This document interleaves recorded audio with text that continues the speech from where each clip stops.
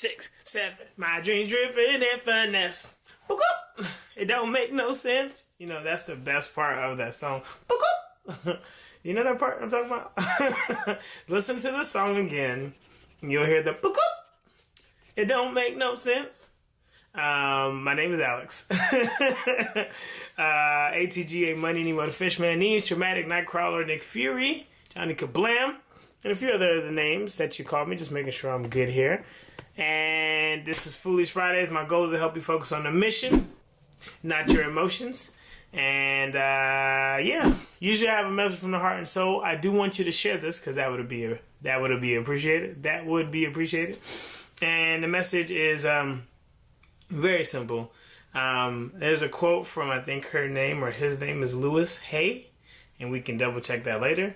It says, you have been criticizing yourself for years and it hasn't helped you get anywhere. I'm paraphrasing.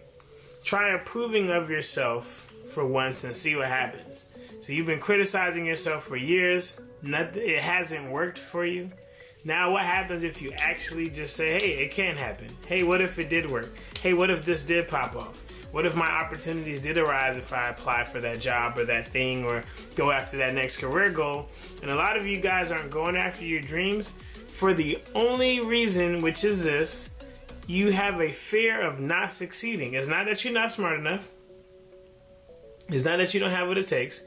It's not that you don't have the degrees. It's not that you don't have the skills, the accolades. Maybe you have everything in place, but you are just worried about not succeeding.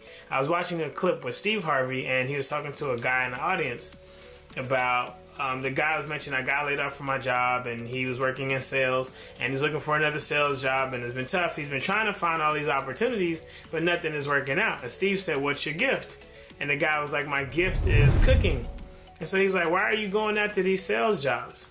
If your gift is to cook, go cook some. Like, the reason why these opportunities and you got laid off might have happened was so you can actually go after the thing that you're supposed to go after. And I remember another quote from a movie.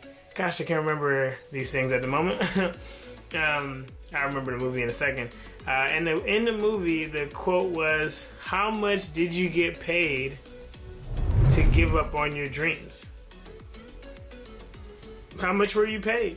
Was it $50K a year, $60K a year, $80K a year, $25K, $30K? How much were you paid to give up on your dreams? And this is where we are. We don't think we're going to succeed. We start getting comfortable in what we said I'm only going to be here 6 months, and then I'm going to go back to the dream. And now you've been there 6 years, 7 years, 10 years, and you're not happy, you're not fulfilled, you don't feel the purpose. And you're just doing this, and I get it, you got to survive. I'm not telling you to quit and be out on the street and all that other stuff. But then on the other side of that, we assume that bad things will happen when we go after our dreams. But when we settle and we stay in this place of mediocrity, we don't feel like bad things are going to happen. Very interesting. When you go after your dreams, we assume it's going to fail and everything's going to go to the crapshoot. But when we stay in mediocrity, when we stay basic, when we don't go after what we really believe in, we think we're going to be okay. Whatever, you can sleep on that thought, because I don't get it. I'm kind of confused myself even as I say it and think about it. But for you that's watching this right now, just think about the possibilities for a change. Think about what could happen. You never know if you could win if you never tried. And I get it, some of y'all might have tried and failed, and I think maybe you were just trying your swag of an idea or dream or goal at the wrong time, at the wrong moment, the wrong situation, maybe at the wrong school. And you put all your faith and hope into one thing or one place and one tunneled style way to get there, and that's not how it works. Sometimes you got to get through the back door when you get locked out the front. That's just how life goes. So what's your back door? How are you gonna get into the game regardless of whatever obstacles you may be facing? How are you gonna go after the dream and win? And can you actually put yourself in that mindset of winning and then thinking that you're gonna do it, that you're gonna get there, that it's gonna go well, and not assuming that everything is gonna just fall apart?